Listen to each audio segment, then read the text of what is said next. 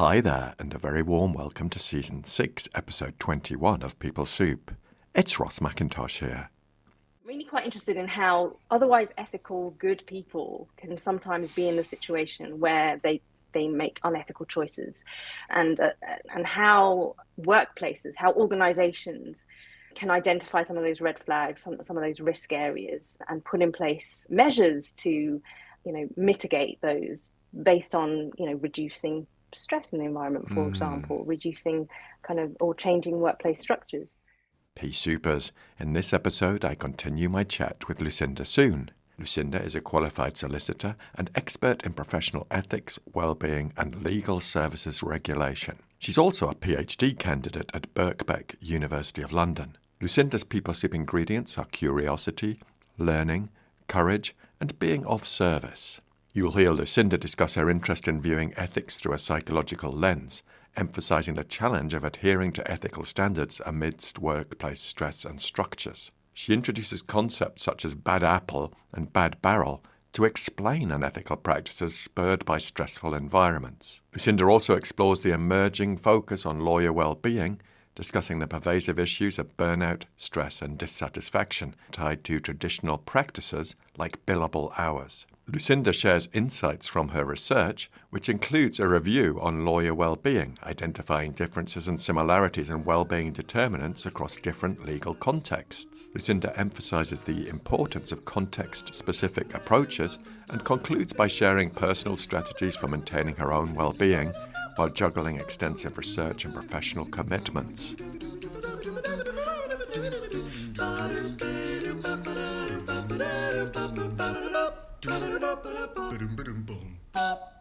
For those of you who are new to People Soup, welcome. It's great to have you here. We aim to provide you with the ingredients for a better work life, from behavioural science and beyond. For those of you who are regular Pea Soupers, thanks for tuning in again. We love it that you're part of our community. Let's just scoot over to the news desk. I've mentioned some new offerings for 2025, and I've recently launched my open course bringing ACT in the workplace to the public. It's training I developed with Dr. Paul Flaxman at City University of London, and I've already delivered it to thousands of adults in the workplace and received tremendous feedback. It's for people who are interested in navigating their working lives more effectively. It'll help them consider what really matters and what might be getting in the way of them being the person they'd really like to be. If you're a Pea Souper or have trained with me in the past, please think about passing on this opportunity to a friend, colleague, or family member. The maximum size of the cohort is 12 people. All the details are via the link in the show notes, and there's also a free introductory session on the 24th of April. So let's crack on. For now, get a brew on and have a listen to the second part of my chat with Lucinda Soon.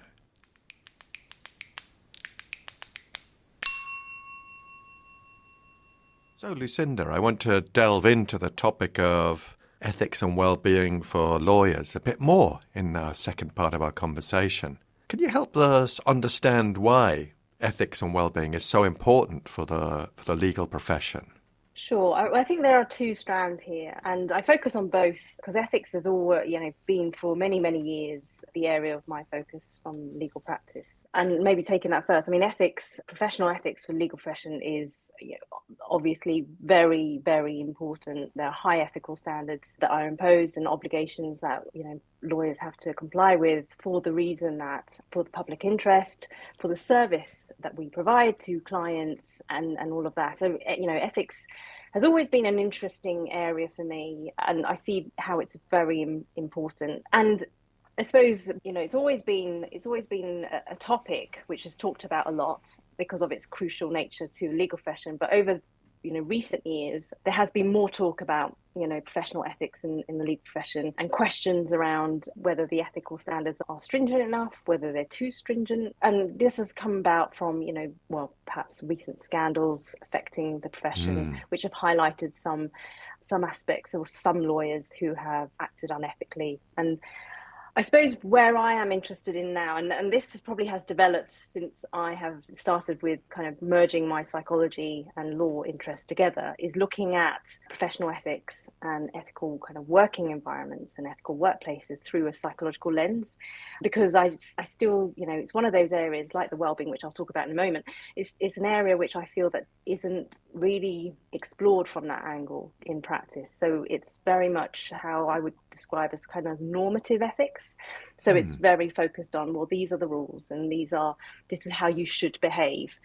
And I think it's interesting because, telling someone how you should behave and these are your ethical obligations, that doesn't necessarily mean that in practice that behavior comes out in the day-to-day because of stresses in the environment, workplace structures, and all of that comes into play. So whether you want to call it kind of, behavioral ethics, it's kind of looking at how people actually behave from an ethical perspective within their day-to-day working lives. So that's an area which I have, started off very interested in ethics from a normative perspective, and almost over the years have come to become very interested in how we can behave more ethically or help create more ethical workplaces through understanding some of the challenges from a psychological perspective. The other strand that I'm very interested in is wellbeing. It's a focus of my PhD. I was focused on my master's thesis, and I think I touched on briefly before about how wellbeing in the legal profession has become something which is, there's growing awareness around its importance. Lots more being talked about. Lots of people coming out with their discontent or dissatisfaction with some of the ways of working in the legal profession, which are, we've worked in certain ways for a long time. Just an example, like the billable hour system, which is how we record and charge time, and how that creates a tension with people's, I suppose, changing, because I think that's the temporal nature of it is important, kind of changing perceptions of what they want from their work and their working environments. So that tension there. So both of the areas that I focus on, they're quite dynamic. They're undergoing some change in terms of tensions and challenges coming to the foreground. Both I see as very important for legal professionals, legal practice. And also, I think there is interlinks between the two as well. Yeah, thank you, Lucinda, because hearing you talk about it, it makes me maybe get a glimpse of those. Obviously, I'm not in your profession, but it makes me appreciate a link between the two and thinking about, then this is a guess, but thinking that ethics was once like a rule book. And to some extent, it possibly still is about this is the way we behave. These are the boundaries. Yes. And I might be completely off the mark here, but it strikes me that sometimes lawyers might try and find ways around those ethics with their skills in critical thinking and perspective taking. Is that unfair? How dare you? No, I mean, I think the best way probably to think of it is that there are always going to be bad apples. And so, the bad apple theory is basically that there are people who will bend the rules or interpret the rules for their own benefit, and they will do unethical actions quite consciously, steal client money, act quite dishonestly, and they know what they're doing. But the other side is, I think, where I think most of it happens, where the kind of ethical digressions, non-intentional sometimes, and unconscious unethical behavior and unethical actions can happen kind of with a bad barrel kind of conceptualization, where you are thinking about the aspects of the working environment and the stresses and the situations, kind of context that people are working in, can create those circumstances where people disengage from what they know that they should have. So this is wonderful. So, behavioral ethics is wonderful in many ways, but there's a wonderful kind of conceptualization by Anne Tens-Brunzel and Max Bazerman, who talk about behavioral ethics and the kind of, the should and the want selves. So, for example, if you asked me in this scenario, imagine you are in this scenario, what would you do? And I would say, well, of course I would act ethically. I would follow this rule, and I know my obligations, and I would do that. And when we think about how we should behave in the future sense, we kind of think abstractly and think, well, I know I would behave in that. But then at the time when we come to making a decision which has ethical dimensions, in practice. We have lots of other pressures and lots of other situations that might be bearing down on us in that moment. And in that moment, this other stuff can really change how we then justify to ourselves why we might, an unethical path might actually that be okay. It's not, it's not so bad. Do you see? So I'm really quite interested in how otherwise ethical, good people can sometimes be in a situation where they make unethical choices, and how workplaces, how organizations can identify some of those red flags, some of those risk areas, and put in place measures to, mitigate those based on, reducing stress in the environment, for example, reducing or changing workplace structures. I love that conceptualization, thinking about the bad apple, but also thinking about the bad barrel. I love that. Because that really typifies organizations sometimes. And people learn by observing others too. Yes, absolutely. So, I mean, it draws on social learning theory. There's lots of, theory and lots of clever people working on this around this space. And that's really caught my attention. I think we need more of that thinking in the legal profession, because I think it would really help us to, to manage some of the challenges that we are currently experiencing and, talking about more about.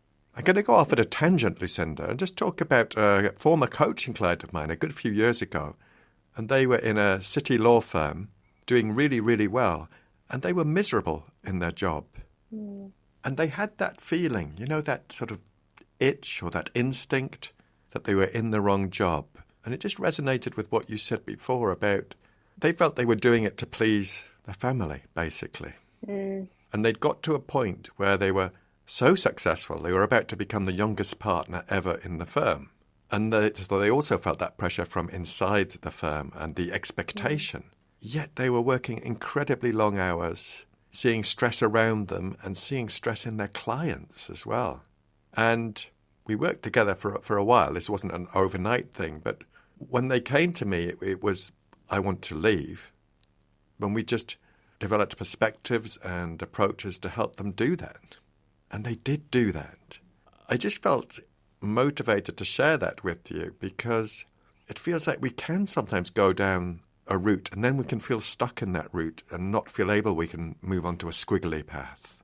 Yeah. And I mean, I've heard anecdotally as well that very similar stories. I think one of the challenges as well with that, I mean, linked to that is, more and more people are talking about the very high salaries that some lawyers can have. And I have to make that very clear because not all lawyers, I mean, there is, I think, this misconception that all lawyers are just, they pay really well. And actually, that's not true at all. I mean, but for large city law firms, actually, the salaries are quite good. But I've heard some people talk about the fact that once you get used to having that income, you then feel, very stuck, like you said, because if you want to then go on to do something else, but it's hard, isn't it?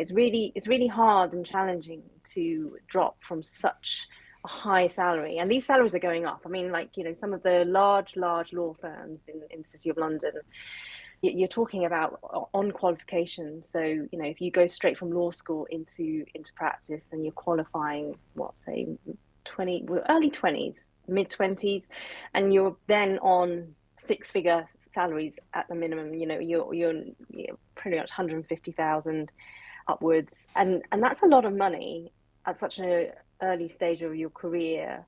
And so if you do come to a point where you feel that, I'm not sure this is right for me, then there is this barrier, kind of almost like an internal barrier you have to overcome to trade off. It's a trade-off, isn't it? You have to think, how do I leave this? Yeah. And I would like to come back to your research, if I may, after that little diversion. I'd like to talk about the paper, and I'm going to read the full title here, Towards a Context-Specific Approach to Understanding Lawyers' Wellbeing, a Synthesis Review and Future Research Agenda. Tell us about that. Yeah, sure. Well, this is the other side of the... I remember kind of talking to you about the ethics side and saying, I'm going to talk about the wellbeing side in a minute. And so this is the wellbeing side. So this is the first study of my PhD. And we published this last year, the year before. Essentially, when I kind of looked at what we know about lawyers' well-being, it was all over the place, as in there wasn't a review that had been done. And I found that there were legal academics who had researched this area. There were some, actually before I undertook the systematic review, I thought most of the work had been done in the legal academia kind of field. And through the review, I found actually there were pockets where psychologists, much to my surprise, and was like, yay, psychologists have also been looking at this. And it was great to pull it all together. And so that was the purpose of it, just to know what do we know and what don't we know yet on this topic. And, I was talking about the kind of ethics side and the working environment. I think that's a strand which always interests me, kind of the workplace environment, work factors, workplace structures that could really impact, on the one hand, ethics, but on my kind of, when I look to the research I'm doing for my PhD, is how it can impact well-being of lawyers. And so the review focused on identifying, what we know, what we don't know from a workplace environment perspective. And I found basically that there was a lot more research that I had expected, to be honest, a lot more empirical work that had been done, which was great news. Tended to cluster. I think this was that came out. The work that has been done over the past 50 years has tended to cluster on two contexts. And I think as I was working through this, and I was working with Almuth and Kevin through this, it was kind of the realization that context, is really important to understand, because lawyers don't work in just one context. They work in a multitude of different contexts. You have, even at the level of whether you're a solicitor or you're a barrister or you're a chartered legal exec or, whatever, you have your own, that can implicate, where you work, the type of working environment that you work in, and also the kind of the social historic aspects too that come with, how you perceive your role to be. But more on the kind of working environment side, there was little context that kind of came through in existing studies. So it was almost trying to piece together, okay, so what types of contexts might people be talking about? And the empirical work and the conceptual work tended to cluster around two contexts. One was the large city law firm context, and the other is the legal aid context. And we talk in the paper about how, maybe these two contexts have been focused on so much because they're almost opposing ends in terms of the working environment, the type of context that a lawyer might find themselves in those contexts are very different. One's, for example, we've been talking about salaries, but for example, large law firms, quite high salaries. Legal aid solicitors, they're barely making the minimum wage, a lot of them. So it was all fascinating to identify what we do know, what work has been done, but to almost synthesize it in a way to understand how context is very relevant. We need to be paying much more attention to context and how that can influence the type of work factors, the work stresses that each kind of subfield might be experiencing. And hearing you speak about the sort of context and the environment, and I'm going off on another tangent here, Lucinda, is there a role for the sort of design of the working space and the architecture of that? Interesting. No, I mean, nothing like that came out from the review, but that's not to say that it's not important. And I think it's an interesting question, which I don't know how to respond to. No. But I will think about that, because what comes through a lot and where, what interests me, and the review almost set the scene for me then to continue and delve deeper into particular aspects, is the way that jobs are designed. So the kind of the working environment from the perspective of how work is done, how work is supported, or perhaps lack of support.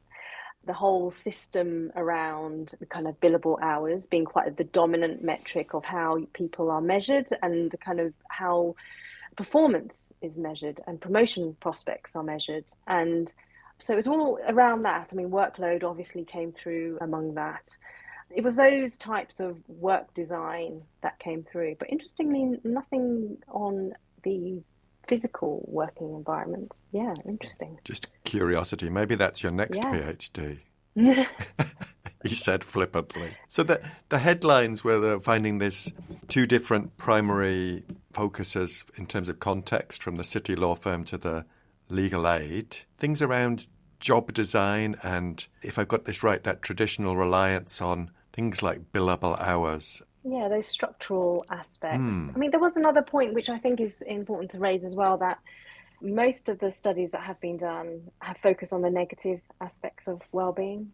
So it's kind of, there's a lot of focus on ill-being. So depression, burnout, anxiety, stress, trauma in some, particularly in legal aid fields where they are more, people are more likely to be working with vulnerable clients, working with quite traumatic materials, as opposed to, that's much more common there in that context, as opposed to kind of large city, commercial law practice. But it was very much focused on the negative, and so we brought out in the paper kind of this need to, when we talk about well-being, we should remember that there is this other side as well. There is well-being that we should be looking at. So like work engagement, job satisfaction, purpose and meaningfulness. So it was pointing that out as well. But from a theoretical perspective, I think what we try to do is to explain how these different contexts are impacting well-being in such a way. And we drew on, we combined, and this is what I love about, because I love everything to do with interdisciplinary. I love that thing which I can't say, interdisciplinarity. But we drew on Bourdieu's theory from sociology, theory of practice, where he talks about how to explain how contexts arise almost through habitus and subfields. But we kind of combined that, we integrated that with conservation of resources theory, which then kind of almost is like a dovetailed really neatly, because then conservation of resources theory can explain how the context then impacts on well-being. And so the focus is on resources. So while it's almost twisting the narrative as well, to focus a little bit more on the positive. So rather than focusing on what is all going wrong in the working environment, I'd like to look at it as in, well, what resources could buffer or could help to help people meet some of the challenges. So what's important? What's important to these people, as in what things do they value about work? And then if we can then pump the environment with all these things that people find important and valuable to them, then surely that would make a difference. So it's kind of based on that premise, with the kind of the fact that because context is important, a question that I had after the review was, well, if context is important and based on this theory that we kind of combine together, so does that mean people like lawyers working in large city law firms would value different things? Are the resources that they find important, are they different from if I was a lawyer in legal aid?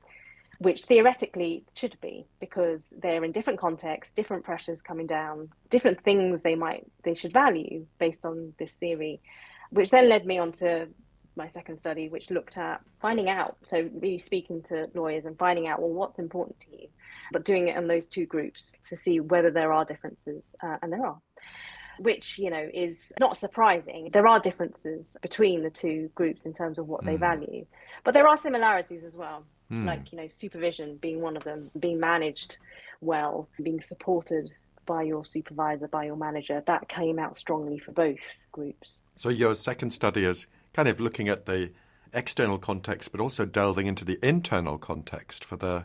Yeah, what's important to you about your work. Wonderful. So I'm intrigued, Lucinda, about your database. Did that come from your research? Yes, the idea came from when we were doing the systematic review. I mean, because I identified all these papers, I thought, well, this would be valuable for people to be able to access. And so the bulk of the idea stemmed from that.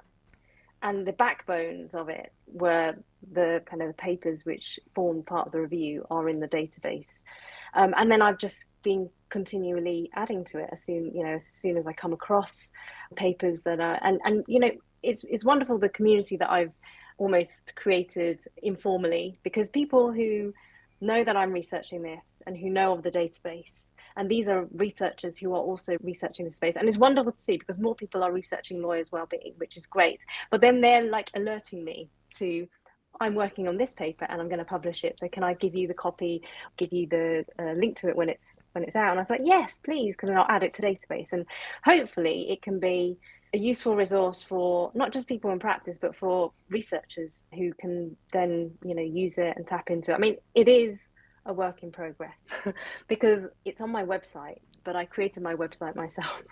And so it's quite basic. So what Mm. I've done is try to incorporate a database of sorts with ability to filter. So you can search for keywords, you can filter by jurisdiction, by country, and you can, do it that way. But it's a work in progress, and hopefully over time, I'm still adding to it, but hopefully over time I will be able to devote more time to making it better. It takes me back to the value I see in you of being of service, but also in collaborating. I think it seems you get real energy from collaborating. I think that's where the real magic lies. And I think with different disciplines, I mean, I've talked about that, my love for that word, which I can't talk about, which I can't pronounce, interdisciplinary work. I think that there is real benefit there because everyone comes from different perspectives. Everyone has different theories. Everyone has different methods that we can just kind of put in the pot and see what comes out. And I really enjoy that part of just collaborating with others a lot. Now, Lucinda, I feel obliged to ask this. When I was preparing your bio, how do you juggle everything and look after your own well-being? So I have a very loving family. They're also very quick to tell me, right, that's it, laptop closed, stop now. And it's interesting because, I've learned about this, the concept of where you see your work as like a calling, or it's, you're so engrossed with your work. And I think there is some element of that also is helpful because, for your well-being, because you're interested. Nothing feels mundane to me in terms of all the elements that I do. But equally, I think it can be quite dangerous because then you're just always engrossed in what you're doing. So trying to take breaks. Yeah, again, family reminding me that I should take breaks. Just having to make sure that I do that. I also love, my idea of taking breaks is also learning though. So even though I'm taking a break, I'm reading up about something else, but it's not necessarily to do with my work. But I think I'm naturally of that type of person who I like to read a lot, and books of all sorts. So even when I'm not reading a book about psychology or law, I'm reading some other book just to learn some fascinating bits about history and things like that. So I think that's just my personality and what I enjoy doing. And what keeps you going in those inevitable moments we all have when we all go, oh, I'm not sure, or we have a little bit of that self-doubt? What keeps you going and moving towards what matters? That's a good question. I think I know, like you say, it's very, everyone has those moments, and I've had loads of those moments. I think what I'm getting better at doing is not just remembering or reminding myself of, what is really, really important and what I'm trying, from an overall perspective, trying to do in terms of, find out more questions, and that's the whole research piece, and help others, and in terms of developing ethical, healthy workplaces. But I think what's really helpful is when I'm in that moment where I'm thinking, oh, this is all going wrong, is just to stop.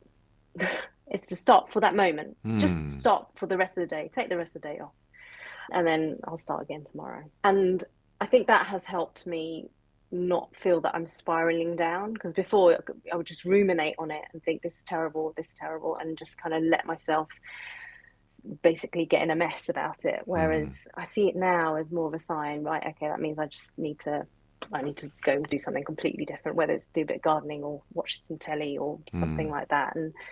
And also remembering that even though things can feel really bad at this moment, kind of remembering that actually in a week's time, this probably is insignificant and actually something else might happen, and you'll be taken on a high and you'll think actually things are going really well. And I suppose knowing that that's going to happen, that you will feel down, but then you'll be fine, like in a few days, and then this will be, you only remember this. And I think that really has helped me put it in perspective, because I think naturally I'm quite an anxious person. So finding ways that that worked for me in terms of managing my anxiety and my downward spirals. I'm not saying I'm great at it, but I think I might be getting better at recognizing when I am in that point. Goes back to that awareness, doesn't it? Oh, maybe. Possibly. Yeah. So, Lucinda, what you've just shared with us there is a wonderful takeaway for us all. So thank you so much. Oh, you're welcome. I'd just like to thank you for coming on the show I'll include a link to your website and your database and your research in the show notes. But thank you so much for being here and for chatting with me. I've loved this time. I really loved being on here just to chat to you. I've just really enjoyed it. So yeah, it's been a pleasure. It's such a pleasure to join you.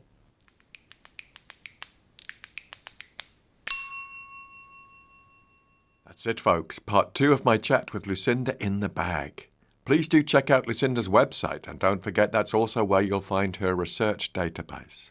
You'll find the show notes for this episode at peoplesoup.captivate.fm or wherever you get your podcasts. If you like this episode, I'd love it if you told me why. You can email me at peoplesoup.pod@gmail.com, and you'll also find me posting on Instagram at people.soup, and I'm on LinkedIn too, as well as a new account on Blue Sky. Just search for my name. Now more than ever, you can help me reach more people with the special People Soup ingredients. Stuff that could be really useful for them in navigating their working lives and also their lives outside of work. So please do share, subscribe, rate and review. Thanks to Andy Glenn for his spoon magic and Alex Engelberg for his vocals. But most of all, dear listener, thanks to you. Look after yourselves, pea soupers, and bye for now.